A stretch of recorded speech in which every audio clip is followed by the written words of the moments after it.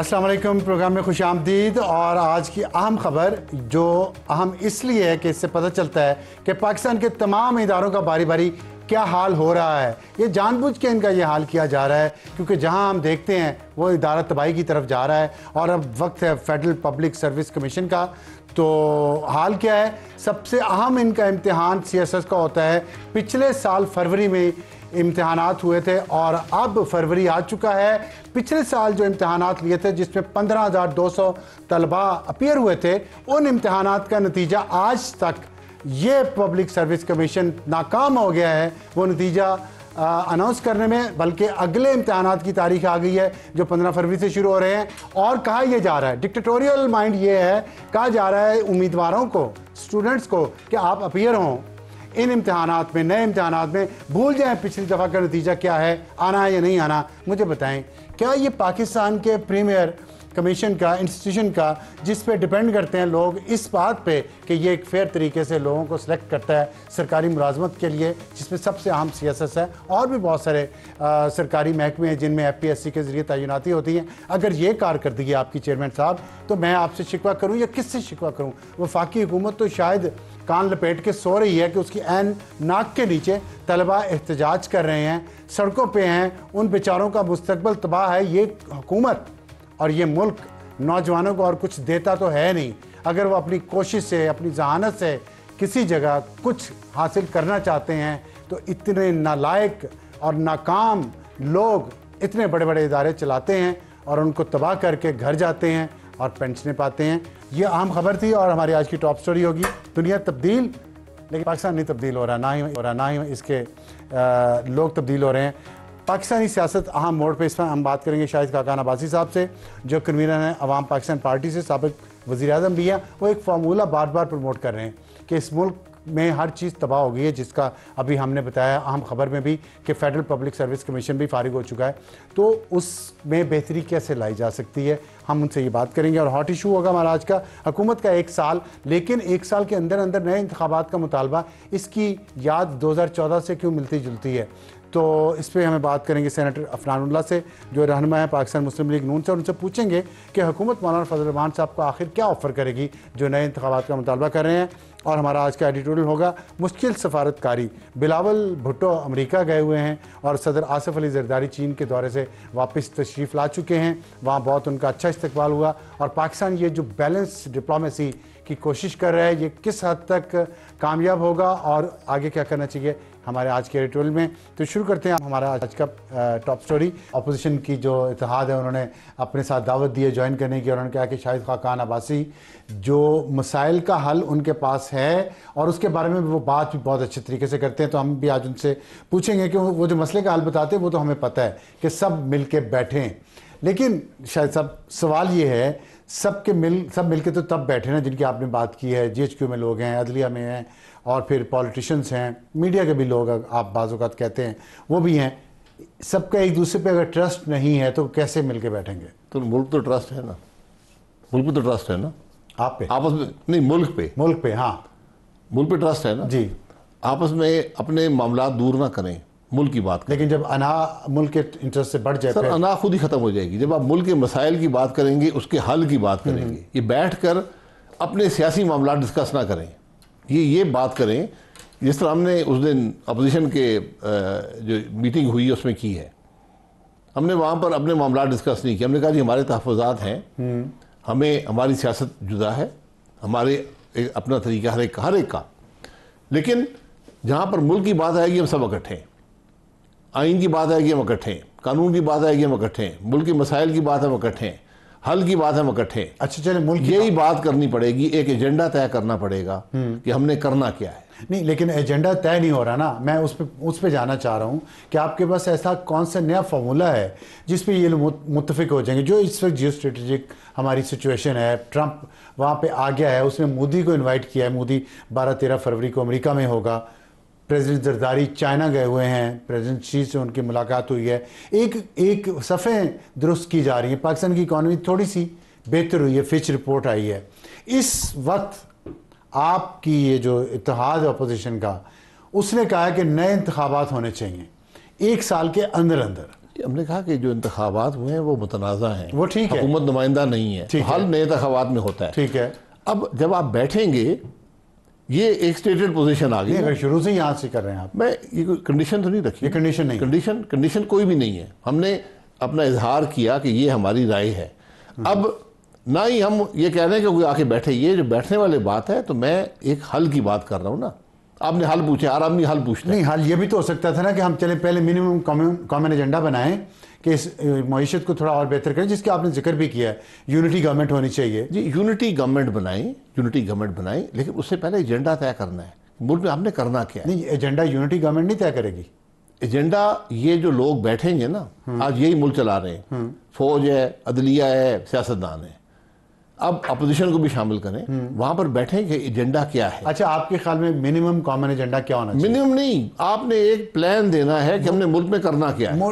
अगर आप मेजर उसके पॉइंट्स बता दें, मैं ये नहीं कह रहा पूरा एजेंडा बताएं, मतलब मईशत है, फॉरेन पॉलिसी, क्या क्या उस पर आपके ख्याल में? तमाम चीजें। आपने रिफॉर्म्स कौन से करने हैं मुल्क के अंदर, आपने नैब का क्या करना है, आपने मईशत के क्या स्टेप्स लेने हैं, ठीक है, आपने बिजली के मसाइल कैसे हल करने हैं, आपने गैस के मसाइल कैसे हल करने हैं, आपने फॉरेन पॉलिसी क्या रखनी है, आपने एक्सपोर्ट्स कैसे बढ़ानी है। ये जब आप सब मिलकर बैठेंगे, इस सारे मामले को तकवीत मिलेगी। ये तमाम सियासी जमातें तय करें जी, ये जो और साथ अदलिया और जेएचक्यू भी हो, आप ये भी कह रहे हैं। उनकी लीडरशिप बैठेगी, सब हिस्सेदार है मामले में। आज फौज हिस्सेदार है मुल्क के चलने में, आज अदलिया का एक हिस्सा है, हमने उसको कम कर दिया है 26वीं तरमीम में, लेकिन एक हिस्सा है। जब मुल्क में अदल का निज़ाम नहीं होगा, उसमें इन्वेस्टमेंट नहीं आती है। तो उसमें आपने एक नई टर्म कॉम को बताइए, यूनिटी गवर्नमेंट को थोड़ा सा आम आदमी के लिए बताएंगे वो क्या होती है, उसका कौमी हुकूमत से फर्क क्या है। आप कहते हैं तमाम सियासी जमातें जो पार्लियामेंट में हैं वो हुकूमत का हिस्सा बन जाएं। जी बिल्कुल, ठीक है, बिल्कुल। और साथ आपने कहा कि कौमी हुकूमत में बंदर बांट होती है, इसमें नहीं होगी। जी, इसमें नहीं होगी। कैसे नहीं होगी? इसमें आप तय करते हैं कि ये एजेंडा आ गया, हमने तय किया, तमाम जमातों ने, ठीक है, और अब हमने इसको इम्प्लीमेंट करना है। राइट। तो हम ये लोग जो है 20-25 लोग जो हैं, तमाम जमातों से लें, जमातों से बाहर लें, उनको वो इम्प्लीमेंट करेंगे आकर। जमातों से बाहर भी होंगे? जी, जहाँ भी तजर्बा है या सलाहियत है, सलाहियत और तजर्बे की बुनियाद पे। ये नहीं कि अगर मेरी 100 सीटें हैं तो मैं कहूँगा नहीं, ये 1/3 तो मुझे दे दो ना हुकूमत, ये नहीं होगा। नहीं, आपका टेबल पे एजेंडा तय करने में आपका वजन है, वहां पर बात करें। आपके पास सोच है, आप बताएं, एजेंडा तय करें, और सबको पता है सब। तो टीम्स एजेंडा तय करने में उनका वेट है जी, टीम सिलेक्शन में उनका वेट नहीं होगा? नहीं, टीम सिलेक्शन में टीम सलाहियत और तजर्बे की वो कौन फैसला करेगा ये सलाहियत और तजर्बा इस बंदे में है? यही लोग जो बैठे हुए हैं, जो उसको एपेक्स कमेटी समझ लें, ठीक, जो पॉलिटिकल लीडरशिप है, मिलिट्री है, और ये है, ये तय कर लेंगे भाई ठीक है, ये हम 20-25 की काबीना बना। तो आप नहीं समझते जब ये सारे बैठे होंगे, इसमें मिलिट्री का पल्ला भारी होगा एजेंडा तय करने में और टीम सेलेक्ट करने में? नहीं सर, एजेंडा किसी का भारी नहीं होगा, एजेंडा मुल्क का होगा। पल्ला क्या भारी होकर क्या करना है, हमने काम करना है ना। नहीं, हमारे यहाँ तो रिवायत तो ऐसी ही है ना कि हम सब ये चाहते हैं हमारे पास ताकत जो पाए है उसमें से हमारे पास हिस्सा ज्यादा आ जाए। रवायत को थोड़ा तोड़ना पड़ेगा ना, तो ये रवायती मामले से आप नहीं चल सकते। अच्छा जी, तो इस नीयत, ये जो तोड़ने की बात है, तो नीयत पे डिपेंड करता है वो कैसे है उसको। सर, जिसकी नीयत खराब है फिर सामने आ जाएगी। नीयत सबकी बेहतर होनी चाहिए। बात हम मुल्क की कर रहे हैं, कोई जाती मुफाद की नहीं कर रहे, कुर्सियों की नहीं कर रहे, हम एजेंडा तय कर रहे हैं और उसको इम्प्लीमेंट कर रहे हैं। अच्छा, चले एक चीज़ बताएं कि अभी एक जैसे आपने मामलात की बात की, अदलिया की बात की, मईशत की बात की है, सुप्रीम कोर्ट के 4 जजेस ने ख़त लिख दिया, उनमें से बहुत सारे वो हैं जो खुद जूनियर थे और सुप्रीम कोर्ट में वो प्रमोट हुए, लेकिन अब उन्होंने जो ख़त लिखा है उसमें उन्होंने एतराज़ किया कि जूनियर जजेस को सुप्रीम कोर्ट में ना लाया जाए, पहले 5 का पैनल होता है वगैरह। ऐसी अदलिया आपके साथ बैठ के कैसे और किस कानून और किस आइन के तहत उनको साथ बिठा के एजेंडा तय किया जाए? आइन में कोई ऐसी रुकावट नहीं है। जब मुल्क के वो हालात हो जाएं जो आज पाकिस्तान के हैं, तो ये आप पे लाजिम है कि बैठें, ये चॉइस नहीं है। नहीं, फिर वो टांग खींची जाएगी सर, कही जाएगी 26 तरमीम में ये चीफ जस्टिस ही नहीं, ये क्यों बैठे? सर, टांग देखें, जो भी है ना, बिठाए ना, ये मामले वहां पे हल कर ले ना। ये भी जो आप एजेंडा तय करेंगे उसका हिस्सा होगा कि अदलिया की जो तहफ़्फ़ुज़ात हैं उनको भी आप बात करेंगे वहां पर, ये भी आपके रिफॉर्म में शामिल होगा। अदलिया की तरफ से फर्ज करें चीफ जस्टिस बैठेंगे ना, फर्ज करें जी, अगर ये ऐसा होता है चीफ जस्टिस बैठेंगे। एक अनसर्टेनिटी जो इस मुल्क में जारी है वो जारी रहेगी। सर, ये वो बेशक खींचते रहे ना, वो लगे रहे ना, हम सब लगे हुए हैं, हुकूमत के अंदर भी यही हालत है। कोalition पार्टनर एक दूसरे की टांग खींच रहे हैं, अपोजिशन भी मुतफिक नहीं है, ठीक। फौज का क्या किरदार है किसी को क्लियर नहीं है। तो आपने यही चीज़ें वहाँ पर तय करनी है। अगर आप बात ही नहीं करेंगे, अपने उधर लगे रहेंगे, ये इधर लगे रहेंगे, तो मुल्क कैसे चलेगा? अच्छा, ये मुझे ऐसे लगता है, गलत हो सकता है, मैं गलत हूँ, कि ये जो तजवीज़ है ये आप कई सालों से दे रहे हैं और आप ही दे रहे हैं, कोई इस पे मान नहीं रहा। तो क्या ऐसी आपको कोई सिग्नल, कोई इशारा, कोई उम्मीद है कि ये आपकी तजवीज़ मानी जाएगी? ये खाली वो जो कहते हैं नकार खाने में तोती की आवाज़ कौन सुनेगा? मुझे ज़िंदगी में इशारा नहीं आया। नहीं, तो अभी उम्मीद नहीं है कोई इशारा आएगा। इशारे से मुराद वो नहीं है, इशारे से मुराद वो नहीं है, इशारे से मुराद है कोई उम्मीद है आपको कि आपकी ये बात सुनी जाएगी? सर, अगर किसी के पास कोई बेहतर तजवीज़ है तो मैं सुनने को तैयार हूँ, उसको इम्प्लीमेंट कर दें, मुझे कोई एतराज़ नहीं है। मैं तो आप एक हल दे रहा हूँ आपको जो मुल्क के लिए हल है, और आपके और कोई हल नहीं है। ये किसी खाम ख्याली में ना रहें कि यहाँ मीशत ठीक हो गई है, मुल्क के हालात ठीक हो गए हैं, ये सब ठीक है, ये सब बुरा है। जिस मुल्क में नेगेटिव ग्रोथ हो, जॉब्स ना क्रिएट हो रही हो, कारोबार ना हो, वो मुल्क उसके हालात खराब। आप कहते हैं कि ये लोग अगर हमारे दिल में सब में खलूस हो तो ये हो सकता है। अपने अपने इख्तिलाफात बुला के बैठ, मैं ना आपकी नीयत पे शुबा करता हूँ, ना मैं आपके खलूस पे शुबा करता हूँ। मैं तो एक सीधी बात कर रहा हूँ कि अपनी थोड़े अरसे के लिए अपने मुफाद को एक तरफ रखें और मुल्क का मुफाद सामने रखें। ठीक है। इसी बैकग्राउंड में, तनाजुर में, राना सनाउल्लाह ने कहा है कि शाहिद खाकान अब्बासी हमारे लिए और मुफ्ती इस्माइल हमारे लिए बहुत कीमती हैं, हम तो उनको जब चाहेंगे बल्कि हम चाहेंगे वो वापस हमारे साथ आ जाएं। आप अपने इख्तिलाफात साइड पे रख के या मफादात साइड पे रख के दोबारा उनके पास जाएंगे ताकि आपकी आवाज़, जो आपकी ये तजवीज़ है, इसको बड़ा प्लेटफॉर्म मिल जाए इसको प्रमोट करने का? सर, मेरा ना कोई इख्तलाफ है ना मेरा कोई मुफाद है। राना साहब बता दें, मियाँ साहब बता दें, मैंने कभी कोई मुफाद मांगा हो, कोई ओहदा मांगा हो, कोई इख्तलाफ हो। इख्तलाफ एक बात पे है, वो है वोट को इज्जत दो। ठीक है, वोट को इज्जत दो। पाकिस्तान मुस्लिम लीग नून वोट को इज्जत नहीं। यहाँ पे थोड़ा सा आपको, सॉरी मैं आई एम इंटरप्टिंग यू, आप कॉन्फ्लिक्ट है आपकी बात में, कॉन्ट्रडिक्ट कर रही है। जब आप कहते वोट को इज्जत दो, तो फिर ये जो आप सजेस्ट कर रहे हैं कि GH भी बैठे, जुडिशरी भी बैठे और सियासी जमातें भी बैठे, ये तो वोट को इज्जत देना नहीं है। ये वोट को इज्जत दो नहीं, वोट को इज्जत दे तो पार्लियामेंट फैसला करे। सर, वोट को इज्जत दो ही है ना, पार्लियामेंट भी बैठी हुई है ना। पार्लियामेंट इज वन पार्टी जनाब, one party against two other parties and media as well. यहाँ झगड़ा नहीं है, यहाँ झगड़े की अच्छा चले, वोट को इज्जत दो, मुज़ाकरात। मैं बात कर रहा हूँ, आपने मुझसे पूछा है कि आपकी क्या, तो मैंने ये कहा कि मेरा कोई मसला नहीं है। जो मैं बात कर रहा हूँ, मैं आइन से बाहर बात नहीं कर रहा। ठीक, तो गैर मामूली हालात का मामूल के मुताबिक हल नहीं निकलेगा। आप कह रहे हैं वोट को इज्जत दो का जो रास्ता है हम उस पर चलेंगे तब जब हम ये तय कर लें। जी ठीक, नहीं उस पर चले, ये भी उसका रास्ता है, ये भी उसका। आप आइन को इज्जत दे रहे हैं, आपने गलती कर दी है। ठीक है, मुश्किल हालात आपने कहा, मैंने कहा आपने गलती कर दी है ना, इलेक्शन चोरी हो गया, ठीक, एक गैर मुतहिब हुकूमत आ गई, उसको मुतनाज़ा मामलात हैं, तो चले उसको एक तरफ फिलहाल रख देते हैं, हम बैठकर एजेंडा तय करते हैं, उसको इम्प्लीमेंट करते हैं। ठीक है।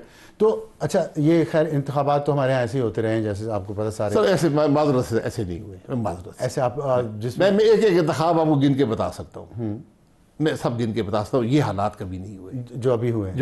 18 बदतरीन थे, ये उससे बदतर है। बदतरीन से बदतर कैसे होते? वो हो सकते हैं, हमारे मुल्क में हर चीज हो सकती है। वो बदतर थे, ये बदतरीन वो बदतरीन थे उस वक्त तक, उसके बाद ये उससे बदतर है। अच्छा चलें, और अगर आप इसी तरफ चलते हैं तो अगले से भी बदतर होंगे। अच्छा, तो ये बताइएगा कि जो आपने मुस्लिम लीग की बात की है, तो आप समझते हैं कि दरवाजे बंद नहीं हुए आपके और मुस्लिम लीग के? हम एक जमात का हिस्सा हैं। अब दरवाजे मुस्लिम लीग नून वोट की इज्जत दो करेगी, हम उनके साथ चलेंगे, जो वोट को इज्जत देगा। नहीं, अपनी जमात के साथ अलग जमात के साथ, या उनको ज्वाइन करके, जो राना सनाउल्लाह ने कहा है। तो आप राना सनाउल्लाह ने जो तजवीज़ दी है, आप उसको एक्सेप्ट नहीं कर रहे? सर, राना सनाउल्लाह साहब ने ना कभी मुझसे बात की है, ना तजवीज़ पब्लिकली कहा है। उनका हक है, उनका हक है। मैं उनको दावत दे सकता हूँ, आप इधर आ जाएं। अच्छा, अगर सफर एक ही है, वोट की इज्जत दो का सफर, तो आप इधर आ जाए, कोई ऐसी बात नहीं है। लेकिन आप उधर नहीं जा रहे? मकसद नहीं, मैं एक फैसला हो गया। ठीक है। अच्छा, ये अभी एक, जैसे हमने अदलिया की बात की है, अभी एक और मसला भी आ रहा है जो इसमें शायद आप जिस तरह की मुज़ाकरात की बात करें उसमें आएगा, नया इलेक्शन कमिश्नर का तकर्रुर, और कुछ नाम मीडिया में उछाले जा रहे हैं। उसके पीछे वजह है क्या, ये मुझे नहीं पता, लेकिन नाम आ रहे काजी फायज़ ईसा साहब का, नासिरुल मुल्क साहब का, तसद्दुक जिलानी साहब का, और PTI की तरफ से आया है नाम औरिया मकबूल जान का। क्या ख्याल है आपका? सर, ये जब आपने कानून अमेंड किया था ना, इलेक्शन कमीशन वाला, जब हमने कहा था कि जब तक अगला इलेक्शन कमिश्नर का फैसला नहीं होता तो यही कंटिन्यू करेंगे, ये अमेंडमेंट आई थी। मैंने उस वक्त भी कहा था कि इलेक्शन कमिश्नर अब राजा साहब ही रहेंगे। अच्छा, तो अभी वही रहेंगे? जी वही रहेंगे। मतलब आप जो पौधा लगा के गए हैं, जी जी अल्हम्दुलिल्लाह वो बढ़ता और फूलता रहेगा। बन गया मेरे दोस्त दरख्त मेरे साथ सेक्रेटरी रहे, मेरे दोस्त है, तो इंशाल्लाह तो वो जो अगर जब तक वो रहना चाहेंगे, मुझे नहीं पता कि वो रहना चाहते हैं। तो वो जो ग्रैंड अलायंस की आप बात कर रहे हैं बन के बातचीत के लिए, उसमें फिर ये बात यही रहेगी कि राजा साहब ही रहें? नहीं, ग्रैंड अलायंस जो है, अलायंस कोई नहीं है, इत्तेफाक है अपोजिशन का सोच पर कि हमने मुल्क को कैसे चलाना है, मुल्क के क्या मसाइल हैं, हल क्या है। ठीक है, तो उसमें ये तो जो पार्लियामान के अंदर जमाते हैं ये उनका फैसला है, जिसमें PTI leader of the opposition होता है और लीडर ऑफ दी हाउस, ये दो बैठकर फैसला करते हैं। ठीक है। अच्छा, आखिर में मुझे सिर्फ ये बता दें कि जो आप बात कर रहे हैं कि वोट को इज्जत के रास्ते पे चलना और उसका तरीका यही है जो आप सजेस्ट कर रहे हैं, तो उस आज के हालात में, आज के गैर मामूली हालात में गैर मामूली हाल आपको एक वन टाइम ये स्टेप होगा जो जी बिल्कुल बिल्कुल ठीक है। तो ये अल्लाह करे ये बात लोगों को समझ आ जाए। दूसरी बात इसी से रिलेटेड ये कि खान साहब फिर जो उसमें ज़ाहिर एक मेजर पार्ट होंगे, वो ख़त लिख रहे हैं आर्मी चीफ को कि जी आप पॉलिसी बदलें जी। तो ये रास्ता ले रहे हैं, एहतजाज भी कर रहे हैं, सड़कें बंद कर रहे हैं। आपके ख्याल में ये दोनों चीज़ें साथ साथ चल सकेंगी, डायलॉग भी और एहतजाज भी और आर्मी चीफ को ख़त भी? देखिए, एहतजाज जब आप बैठेंगे एक हल निकालेंगे, एहतजाज सानवी हैसियत रखती हैं बातें, ये सानवी हैसियत की बातें। ठीक, जो उन्होंने ख़त लिखा है आर्मी चीफ को, उनको आर्मी चीफ को ख़त नहीं लिखना चाहिए, उनको पाकिस्तान के अवाम के नाम ख़त लिखना चाहिए था। ठीक है, और वो वहाँ पे फिर जो भी बातें होती वहाँ पर खुलकर होती। ठीक है, ये मेरी राय है, इसमें आप इत्तेफाक करें या ना करें। ठीक है, बहुत शुक्रिया शाहिद खान अब्बासी साहब, और आपको हमारी तरफ से ये दुआ है कि जो आपकी नीयत है, अच्छी नीयत है, इसमें आप कामयाब हों। और हमारे जो लोग हैं, जो सियासतदान हैं, GHQ है, अदलिया है, मीडिया है, वो सुने इस तजवीज़ पे, इन मुश्किल हालात में क्या इसके ज़रिए निकला जा सकता है या नहीं। वक्त तो एक ब्रेक के बाद आएंगे तो हमारा आज का हॉट इशू, हुकूमत का 1 साल और नए इंतखाबात का मुतालबा। एक छोटे से ब्रेक के बाद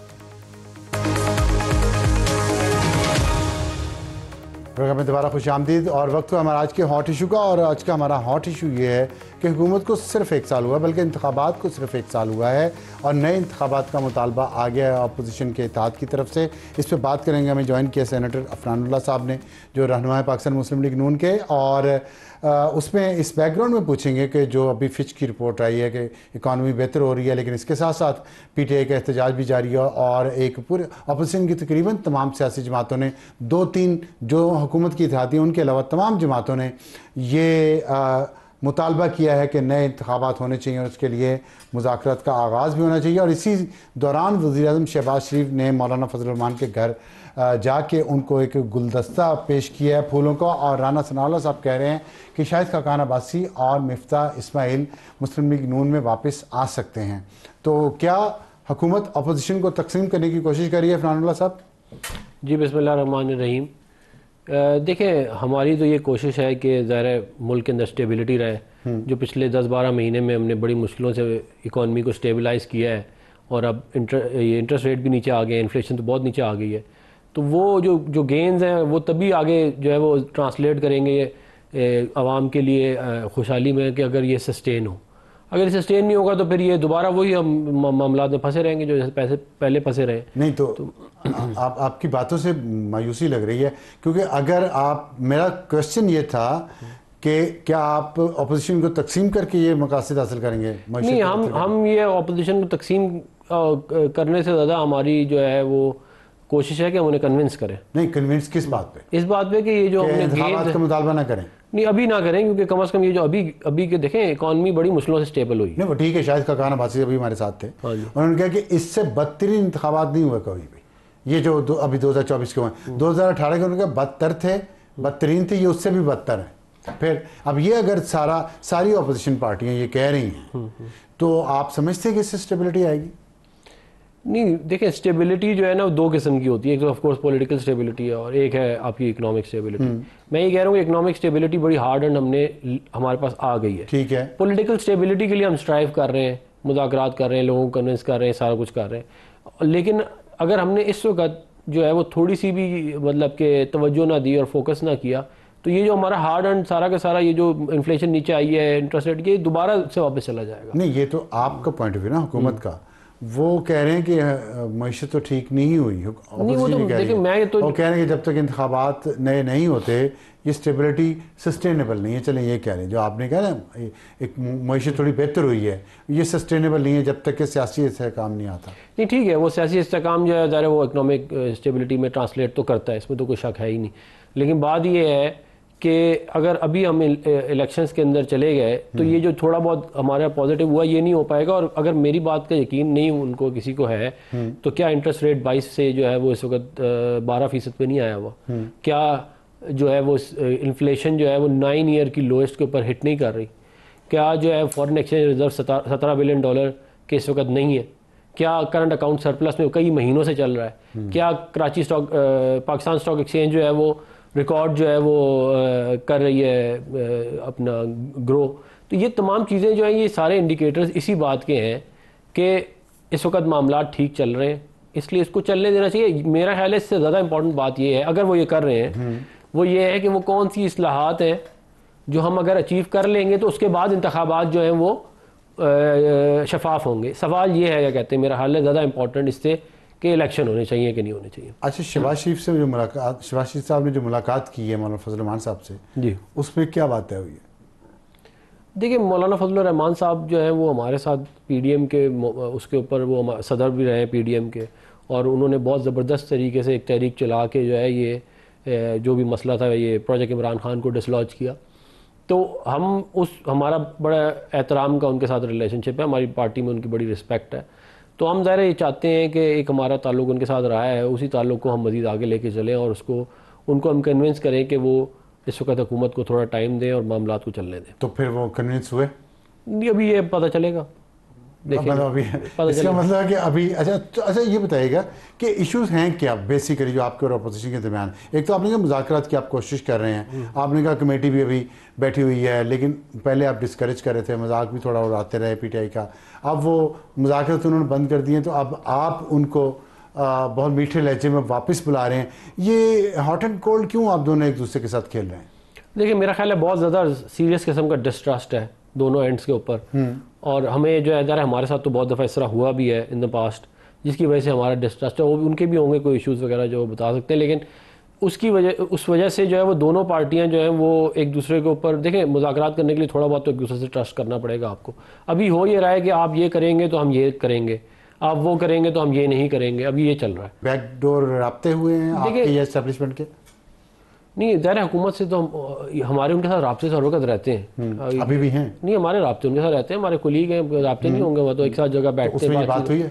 देखिए हम उसमें बातचीत तो यही हुई है कि हम ये समझते हैं कि मुज़ाकरात से मामलात को आगे लेके जाया जा सकता है, और अगर वो हमसे बातचीत करें तो शायद बहुत सारे ऐसे मामला जो वो समझते हो कि हम हल नहीं कर सकते वो भी हम कर दें, लेकिन ये बातचीत से होगा मामला हल। ये इस तरह नहीं होगा कि आप इफ एंड देन की एक वो आप लूप लगा लें। उनके मुतालबा थे ना जुडिशल कमीशन बना देते आप, तो बैठते ना आके और साथ नहीं वो साथ बैठते तो आपने उन्हें बताना था कि जुडिशल कमीशन नहीं बना सकते, नहीं वो हो सकता है बना सकते हैं। चले देखें मैं आपके साथ अगर बैठूंगा आप कहेंगे आप जुडिशल में, कहूँगा पार्लिमानी, कोई रास्ता बनाते हैं ना, फिर नहीं यूँ नहीं करते ये नहीं करते, उसको डाल देते हैं उसको निकाल देते हैं। देखें इस तरह मामला चलाए जाते हैं, सियासत है ही ये चीज़ बेसिकली।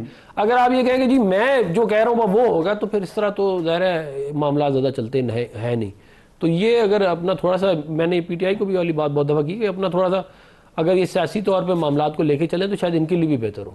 अच्छा, मौलाना साहब के साथ पहले बिलावल भुट्टो के भी राब्ते रहे हैं, अब आपने भी किया है, क्या मौलाना साहब को आप इस बात पे कन्विंस कर रहे हैं कि वो हुकूमत में कोई मरकज़ में या सूबे में कोई ओहदा ले लें, वो या उनकी जमात के कोई लोग? देखिए मैं अब इसके ऊपर ज़ाहिर मैं जो है वो कमेंट नहीं करूँगा, लेकिन हमारी ये ख्वाहिश ज़रूर है कि वो हमारे साथ हों, वो अपोजिशन के साथ ना, हमारे एक नेचुरल अलाय हैं और उनके साथ हमारे बड़ा एक ज़बरदस्त अलायंस रहा भी है पीडीएम के महाज पे। तो उसके ऊपर सामने रखते हुए हम चाहते हैं कि वो हमारे साथ हों और जो भी मामलात हैं हम आपस में उसको सुलझाएं।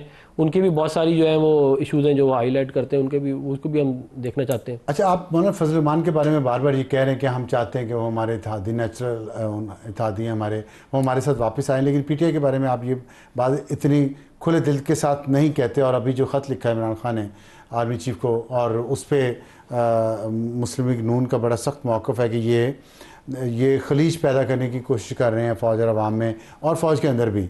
तो इस मौक़िफ़, अगर आपका ये मौक़िफ़ है, इस मौक़िफ़ में आप उनके साथ कोई आगे बढ़ने का रास्ता देखते हैं पीटीआई के साथ?